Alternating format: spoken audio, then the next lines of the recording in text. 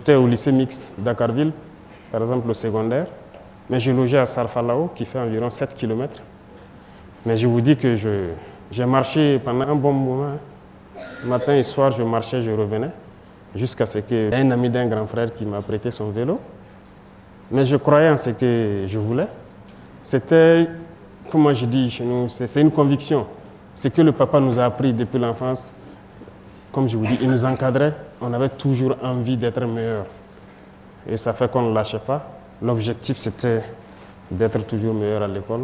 Et ça fait que rien n'a pu nous détourner. Et l'éducation qu'on a reçue, même si on ne mangeait pas, ce n'est pas pour autant qu'il faut se décourager. Oui, parce que les 3 années, comment je vais dire, le secondaire, ça n'a pas été aussi simple. Ça a été un peu difficile. Un repas par jour, très souvent. Mais ce n'est pas grave. Je cuisinais moi-même, je faisais tout moi-même. Mais il fallait être concentré sur l'objectif.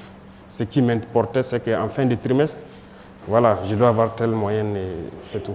L'amour d'être militaire m'a toujours habité. Comme je l'ai dit, le vieux était militaire avant d'être infirmier.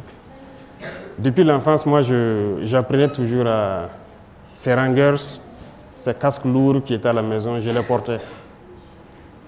Donc, je sais qu'ils savaient que j'ai l'amour du métier, mais la maman n'a jamais souhaité avoir un enfant militaire.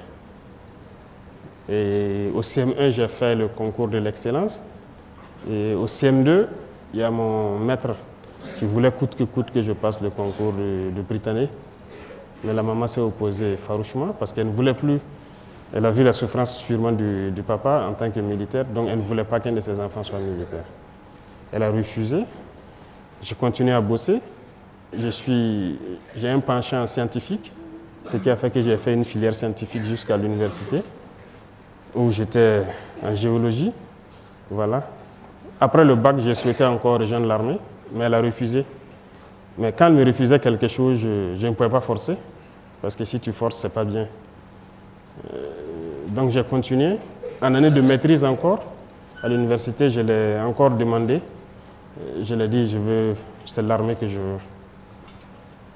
J'étais bien en géologie, je pouvais faire ce que je voulais. Voilà. J'avais beaucoup de possibilités de bourse, parce que je n'étais pas quand même dernier de classe. Voilà. Mais c'est en année de maîtrise qu'elle m'a donné l'autorisation. Et j'ai fait le test de l'académie.